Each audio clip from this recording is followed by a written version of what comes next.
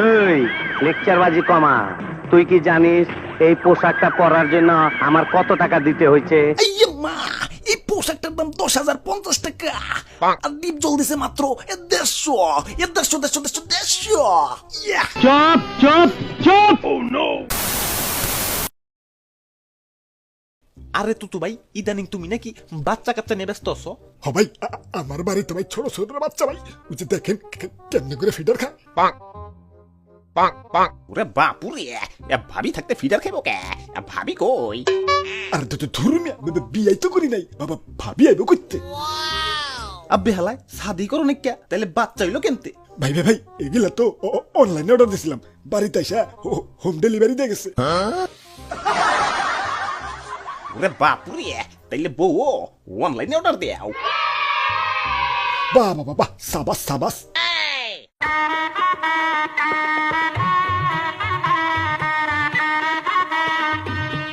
নাই ভাই, আপনারা এখন যান, পরে দেখা হইব।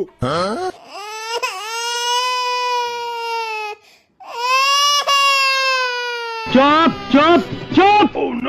যদি বউ সাজো গো আর সুন্দর লাগবো গো, বলো বলো আর বলো, লাগছে মন্দ না। একদম জায়গা মতন চুমাদা দিমু। কিরে, বউ নিয়ে তো খুব আরামে আছিস। নতুন বউ, ফিতা কাটবি, তাই আমার ফিতাটা দিয়া ল। ওরে বাপুরে, ফিতা দিব মানে? কিসের ফিতা? আরে দাদু, জানো না নাকি তুই তো হালাই তো ডিপ জল কাকুর পায়জামার ফিতাই না নিজের পায়জামায় লাগাইছে। দেখবার পারতাছ না কাকু কেমনে হাত দিয়ে পায়জামা ধরে রাখছে? শালা হৌরের পো, নতুন বউয়ের সামনে এইভাবে কথা কয়, ইজ্জতের ব্যাপার আছে না একটা। কাকু সাবধানে, পায়জামা থেকে কইলাম হাত ছড়ান যাবো না, তখন কিন্তু আবার ইজ্জতের ব্যাপার হয়ে যাবো। আমারে অপমান করতাছ? আরে না কাকু, তুই তো ভাইয়া কাকুর ফিতাটা দিয়া দাও তো। আর তো ধরুন দেখতেছেন না আমি বাসর ঘরে আছি, কাক করে যদি ফিতা দিয়ে দিই তাহলে আমার পায়জামা ধরে রাখবো কেনা? ওরে বাপুরে, তোমাগো পায়জামার যন্ত্রণা, এই ফিতার জীবন তো তেনা তেনা হইয়া গেলে। আর তো ধরুন ডিস্টার্ব করেন না তো, চান ভাগেন। আপনাকে সবার লগে সকালে কত হইব, এখন একটু ব্যস্ত আছি। আয়ুম্মা সিসি, আমার তো শরম করতেছে।